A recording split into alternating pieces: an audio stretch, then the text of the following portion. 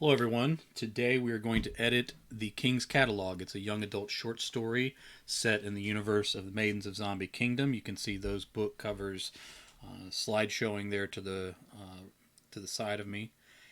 That is a young adult fantasy trilogy that has zombies in it, but it has magic and fantasy realm and that sort of thing. All the main characters are female. The short story is sort of set in a different kingdom, same world, and probably many generations before the events in the books themselves. I'm particularly proud of this story because it was written live on Twitch, and a number of people came on and were interacting and asking questions, that sort of thing. If you're interested in that video, if you're watching this on Twitch, it'll be two videos back. If you were watching this on Patreon, it'll be the video immediately preceding this. And on YouTube, it kind of depends on whether you're in one of the playlists or if you're just on the channel. It'll be either one or two videos back. And you can see me write that story live in front of those that are watching and interacting and asking questions and that sort of thing. This is going to be the first time that I've actually looked at the story since I wrote it. And after I edit it, we're going to put it up on Patreon. So it'll be there for those supporters to read in its concluded form. Here we have a little bit of an introduction explaining what the story is, kind of some of the things I've just said to you. And down at the bottom is another one, and it has links for getting to the Maidens of Zombie Kingdom trilogy. So we're just going to begin going through. I actually planned on doing this earlier today, but I ended up choking on one of my pills when I was taking my medicine. So I've kind of felt like my throat's been off most of the day. I've kind of gotten to a point where I'm not quite coughing as much. So that wasn't the most pleasant experience to start the day. I was a little sleepy when that started, and then it woke me right up. So apparently nearly choking to death on your medicine is a good way to wake up in the morning, or an effective way. I don't know if it's a good way. Anyway, this is the King's Catalog. At age 9, she was not the youngest child to rule a kingdom. She was not even the first girl to do so. She did not, however, have a queen mother to watch over her until she was of age, because her whole family was murdered. All right, so we kind of start off a little, what seems to be light, but then going dark. Levre leaned forward on her throne far enough so that her toes touched the cobbles. What is it? Bruxo did not pause in speaking to the emissaries in their native tongue. If not for him, Lev, as she was called by her dead family, would be dead as well, and the entire kingdom of Severland would be in civil war. Lev reached out and touched the cover of the book. Bruxo adjusted the sword on his hip and left his hand there. They say it is the King's Catalog, Your Majesty. I'm a queen. Her fingertips slid across the smooth leather. Yes, Your Majesty, they know. She opened the cover and stared at the first page with wonder. Shall I thank them for you, Your Majesty? She didn't answer. Books were not terribly common, but she was a princess, once the youngest of 4 children. I'm actually going to change that to 5, because that'll be better for later. She was the youngest of 5 children before she was an orphan. Of course, she had seen books, but these pages were no leather, parchment, or pulp paper she had ever seen. The pages seemed to shine with great magic. Wondrous. Bruxo turned to the men in front of him and translated for a long time. He tended to elaborate on her words very often, but she didn't mind. What's a catalog? The pages of the catalog were glossy and had bright colors. She had seen... Lost my place there, sorry. She had seen all manner of dyed drawings on scrolls before, but these were so bright and vivid, it looked as if she could reach into the page and lift the items pictured straight out. In my mind, I'm kind of imagining the catalog being almost like a Sears catalog, where you'd have the glossy pages in the middle. Now, I don't say that straight out, and it would be kind of weird in a fantasy world, but I'm sort of imagining what it would be like if you had something like that within a fantasy, where this idea that you could just order whatever you wanted, that kind of thing. So I kind of teased in that idea that she might be looking at pages that almost look like those glossy pages we would see ourselves, and how wondrous that would look to someone from another world. All right. Bruxo stopped translating and listened to the men speak again. The titles were in the old tongue, one that died long before her family. The descriptions underneath were in another language she did not know. Her name was from the old tongue and meant lion. She had never seen a lion outside of picture books, and she suspected it was an imaginary beast. Bruxo turned to Lev and said, "A catalog is a grouping of items or an inventory. The men say you could choose one item a month, and they will deliver it at no charge in honor of your great kingdom and out of sorrow for your family. I can pick anything?" She flipped through the pages faster. "One should be wary of magicians. You were my father's magician," she said. "I stand by what I said, Your Majesty." He started to reach for his sword again, but then folded his arms instead. "Any item. One a month, as I understand, you can keep each item forever or return it, and they will dispose of the things you don't like." There were more delegations from the surrounding kingdoms and tribes. Lev drifted in her mind. I need to be specific. After the magicians left the throne room. Say after the magicians bowed and left the throne room. Is throne room one word? Anybody? Word doesn't think so. After the magicians bowed and left the throne room. Now we need to make that a comma. After the magicians bowed and left the throne room, there were more delegations from the surrounding kingdoms and tribes. Lev drifted in her mind. Okay, that works. Her mother, father, and oldest brother, we'll say, because I've changed it to 5, died on the road back from Valahark, the one great kingdom in the west. A servant survived. Let's say a servant barely survived. A servant barely survived to run the message back to the royal house. By the time he got there, the rest of her family had been slaughtered by a second band in the, let's say, from the same rebellion.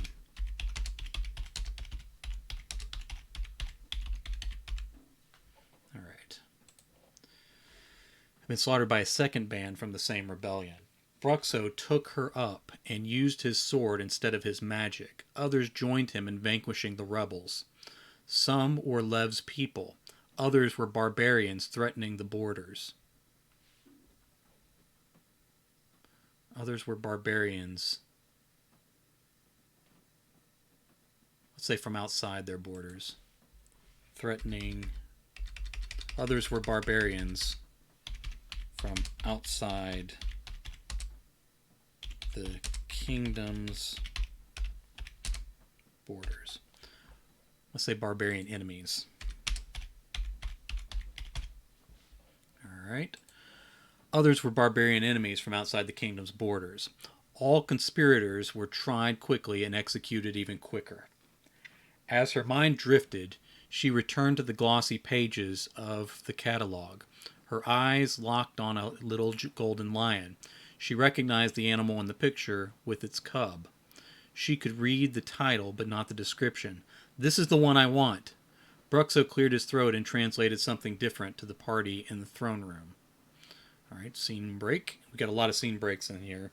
I think it moves pretty good pace, but we'll have to see if that makes sense now that I'm rereading it after writing it straight through live before. Lev forgot about the catalog.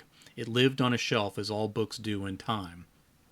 Being a child and trying to run a kingdom was tiring business. She knew Bruxo did most of the work for her, but she also knew she needed to be seen as in charge, as the one in charge. Needed to be seen as the one in charge. It was a dangerous time still. Say a dangerous and fragile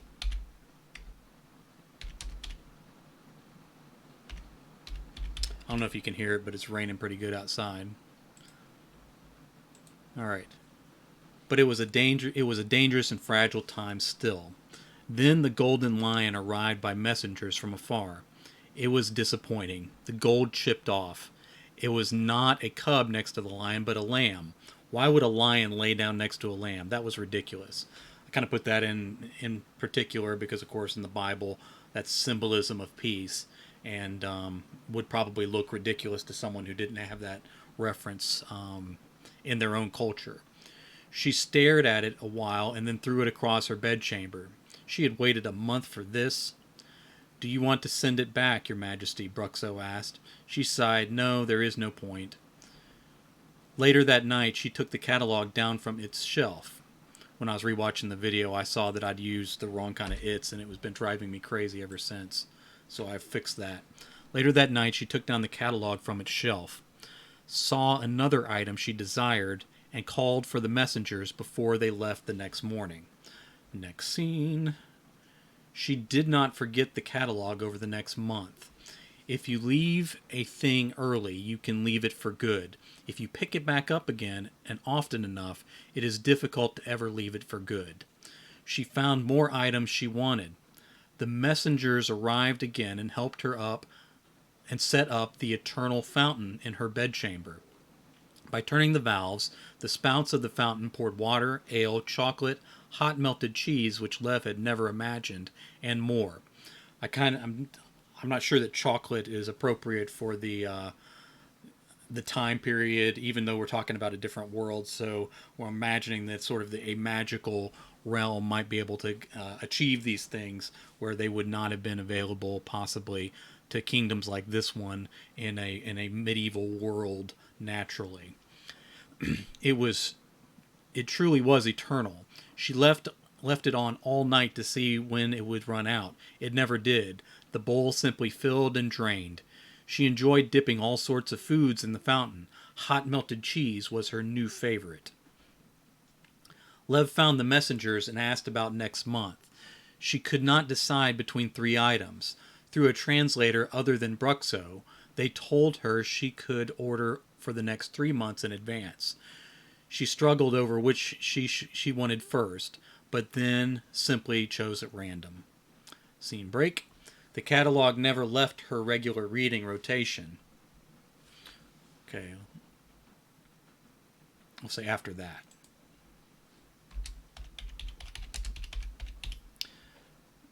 And save it. The catalog never left her regular reading rotation after that. She grew bored of the fountain, but still ate from it regularly. Chocolate is great. I should say was. Chocolate was great, and there was nowhere else to get hot melted cheese. But she was busy, and her attention drifted. Then the messengers brought her a pocket dragon. It would not fit comfortably in her pocket, but it did sit upon her palm.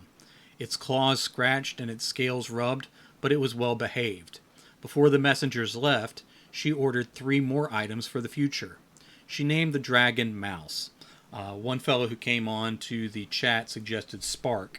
That's actually a better name for a dragon, I think. But in this case, I kind of wanted to emphasize the size of the dragon for what's going to happen later. The dragon breathed out cute little sparks.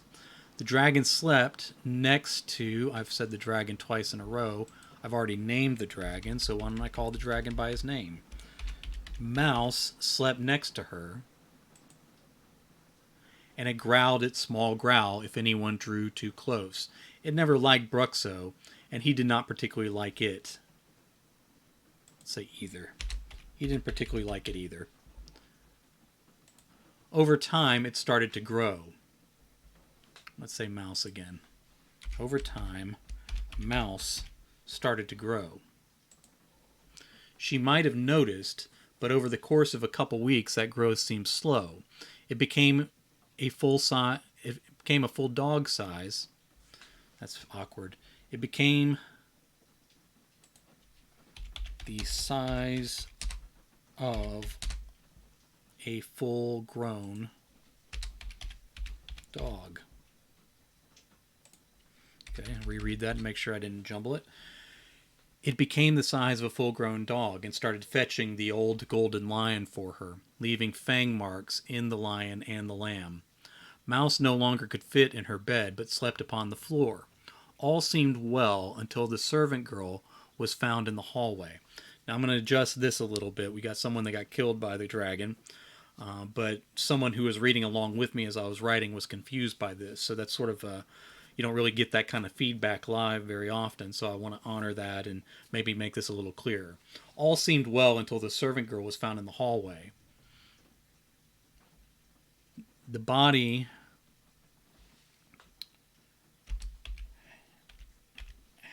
Okay, what would the body show? I'm going to read through it and then fix it. The body was cleared before Lev saw anything, but the dark stain never fully washed out of the stone. The stories of how terrible the body was left reached the young queen too. Okay, I need to adjust that a little bit. The body of the servant girl had been mauled. All right. The mess. All right.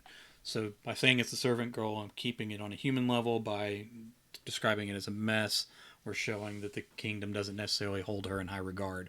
The mess was cleared before Lev saw anything, but the dark stain never fully washed out of the stones. The stories of how terrible the girl's death was. Stories of how terrible the girl's death was reached the young queen too.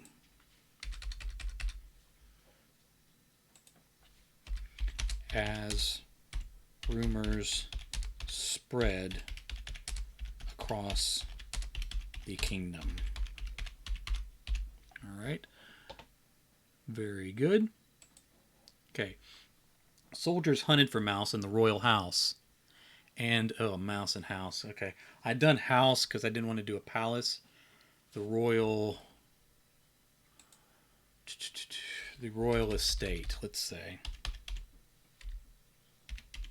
All right. Soldiers hunted for Mouse in the royal estate and surrounding grounds. This was the first time Mouse breathed real fire. No one was killed by fire. Okay. I need to be more specific here.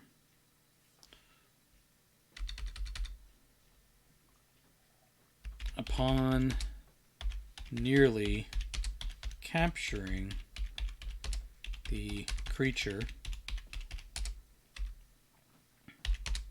this became... All right. Let's read that again and see if we have fixed it. I'm kind of doing all the work here, so see if I fixed it, but I appreciate you participating with me here. Soldiers hunted for Mouse in the royal estate and surrounding grounds. Upon nearly capturing the creature, this became the first time Mouse breathed real fire. Okay, that works. No one was killed by the fire, but a few were badly burned. Bruxo started patrols around the kingdom as sheep began disappearing in the hills. He said, maybe you don't order anything else from the catalog until we capture Mouse so that we might return him. Lev's lips pulled into a tight line. Bruxo asked quietly, what else did you already order? She told him as best she could remember. Okay, scene break. The messengers delivered the conjuring box as Mouse still threatened the hills of the kingdom. Reports made the dragon sound as if it were as large as the royal house. Okay, now I can keep the house there. Lev wondered why Mouse was so hard to find. Do I do that? Say, if he was so big now... All right. If he was so big now, Lev wondered why Mouse was so hard to find. Bruxo argued with the messengers in their language. After he dismissed them, he told her orders could not be cancelled, just returned. Lev used the box. No, that's two. Lev opened the box and conjured a gold coin from it. It was from no kingdom she recognized. Bruxo didn't recognize the inscriptions either.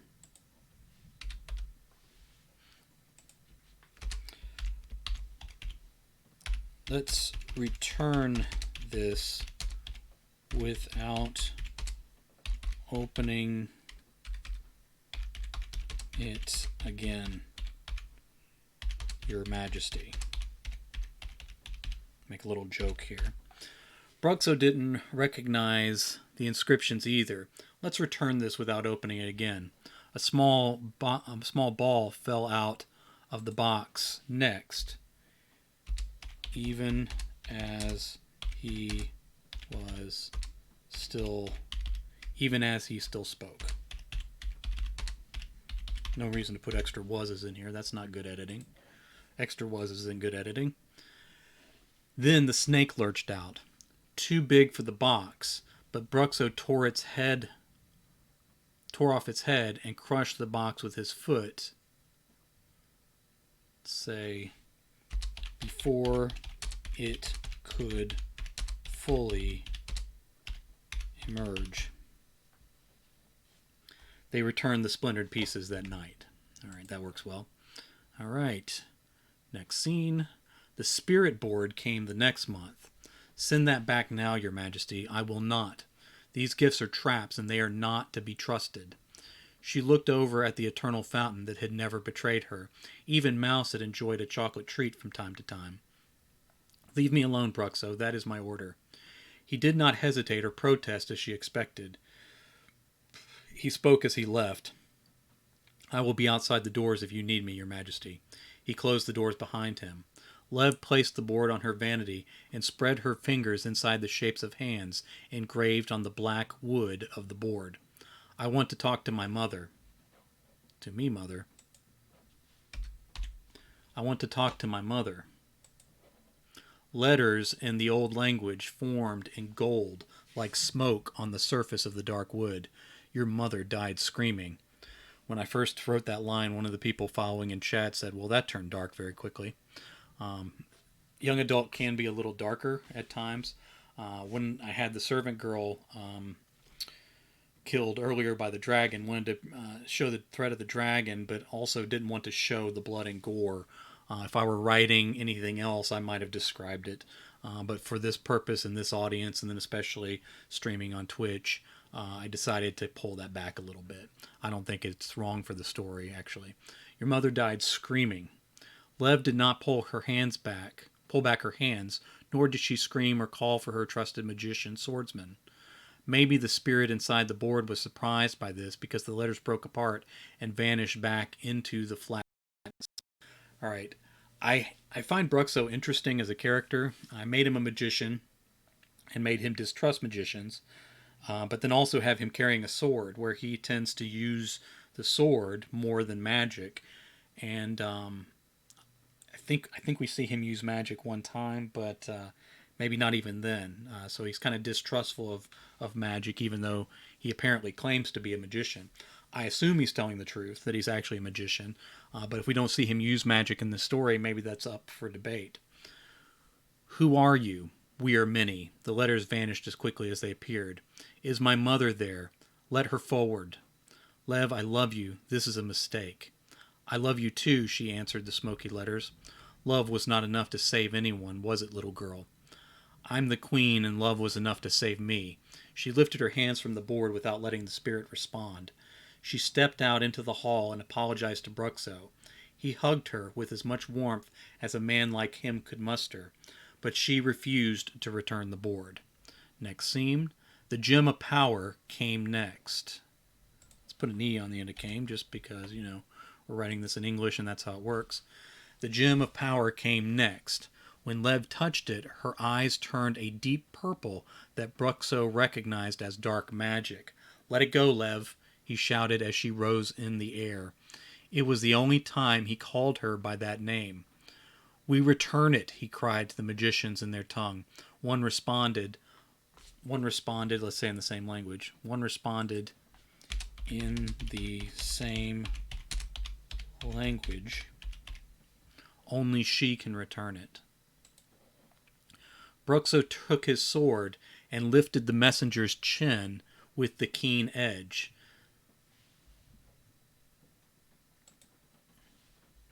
Let's have him use a little magic. He is a magician after all.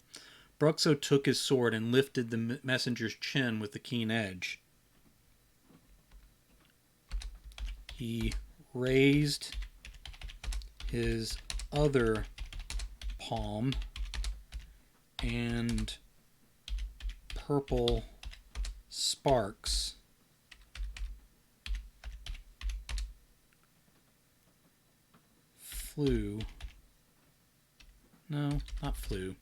sizzled out of his fingers. So we're going to clear up the question of whether Bruxo is really a magician or not. I like the idea of a magician that relies on his sword a good bit. You don't see that very often, I don't think. Bruxo took out his sword and lifted the messenger's chin with the keen edge. He raised his other palm, and purple sparks sizzled out of his fingers. The messenger...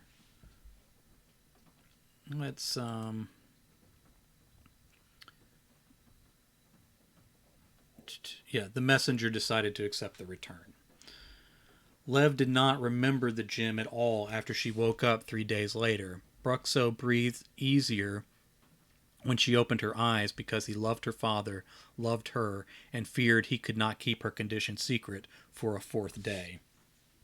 All right, new scene. The halfling wishmaker was next. Liv stood over it with wide eyes. "I beg you not to open that," Bruxo said from behind her. The messengers stood far across the room with their eyes fixed upon the man. All right. Now, I kind of leave that open, so maybe they're afraid of Bruxo because they've seen what he can do. Or maybe they're afraid of this thing that they've delivered. Maybe both. "I have many wishes," she said. "I can guess some of them," he said. "I can tell you that the greater the wish made through magic, the steeper the cost. I should open it, at least to see." "Once you open it," Bruxo said, "you can never unsee it, even if you close it again." She stared a long time. She stared at the closed box. 4. All right. Do you hear thunder outside? Maybe I'm conjuring magic with this story. She stared at... Let's make that an at. Thank goodness for editing. How terrible would these stories be otherwise? She stared at the closed box for a long time, and the man said no more. She put her hands together behind her back, much as she had done as a smaller child, and in a voice only Bruxo could hear, she said, "I return it." He translated happily. The messengers waited in the throne room the following month as she sat on her bed in the floors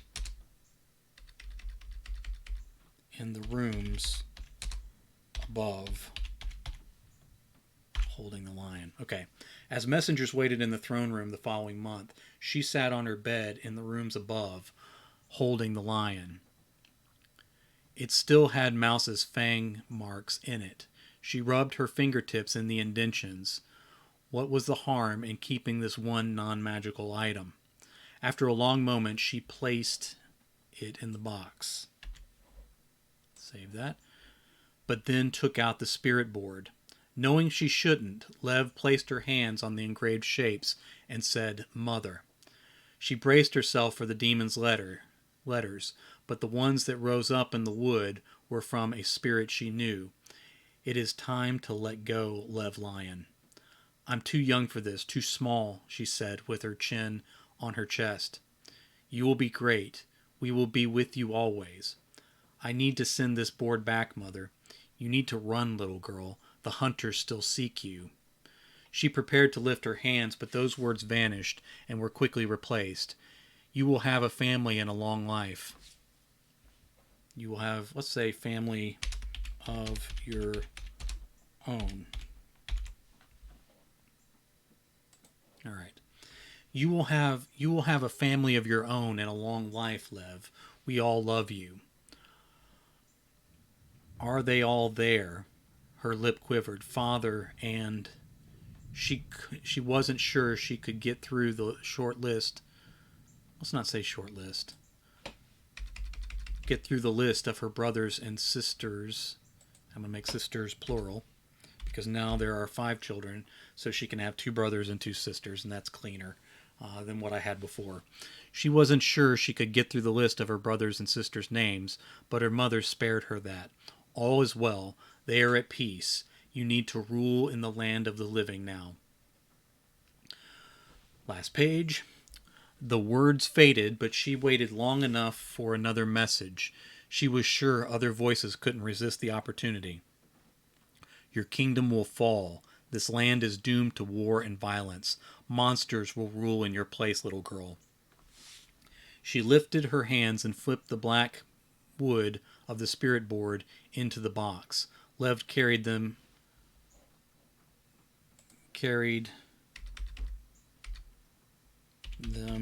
all in the box.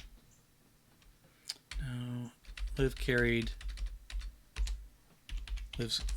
the box downstairs. That was a lot of work for a simple sentence. I'm sure better writers would do a good job. Lev carried the box downstairs. The fountain was already in the throne room. The messengers from a distant land waited quietly. Soldiers held Mouse the dragon by thick chains. The muzzle clamped the beast's jaws closed, but smoke leaked out of its flared nostrils. He was not nearly as big as rumors had made him out to be. Bigger than a horse, but still manageable. They had captured him without hurting him, and she was happy for that. There probably needs to be a goodbye here. She cared about this dragon, I think. The pocket dragon. The pocket dragon, far too big for any pocket, tried to whip its head from side to side. Be still, Mouse, she whispered, or no chocolate for you. Okay. Let me spell chocolate right. All right. The pocket dragon, far too big for any pocket, tried to whip its head from side to side. Be still, Mouse, she whispered, or no chocolate for you. The beast stiffened, but then relaxed and settled upon the floor in its chains. All right.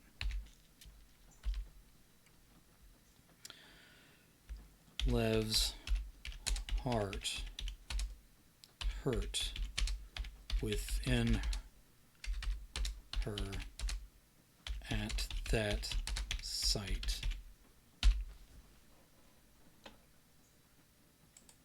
Not hurt. Hearts don't hurt, they ache.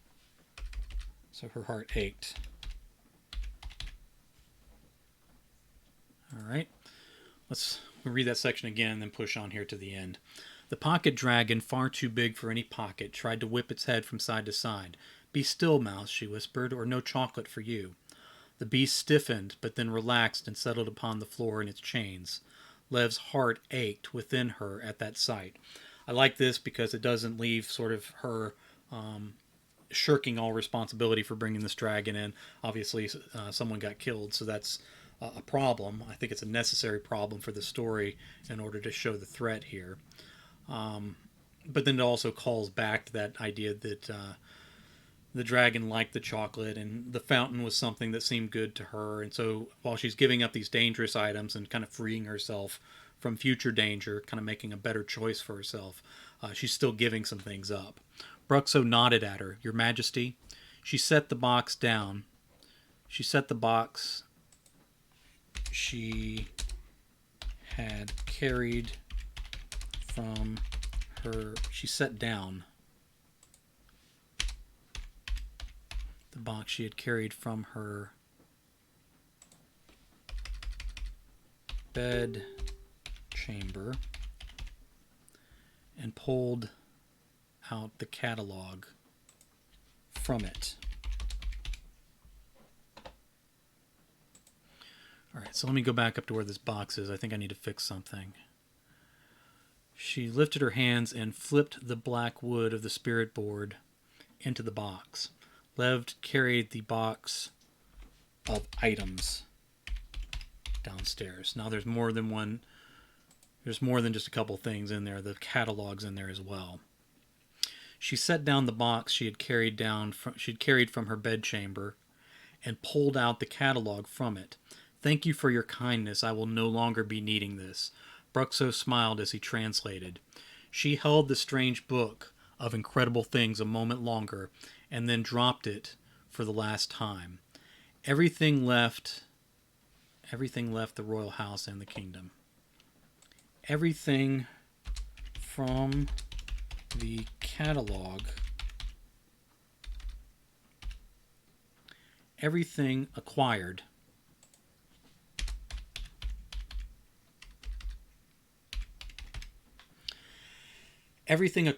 from the catalog left the royal house and the kingdom. Lev did rule a long time. Bruxo was with her for many years, but not all her years on the throne.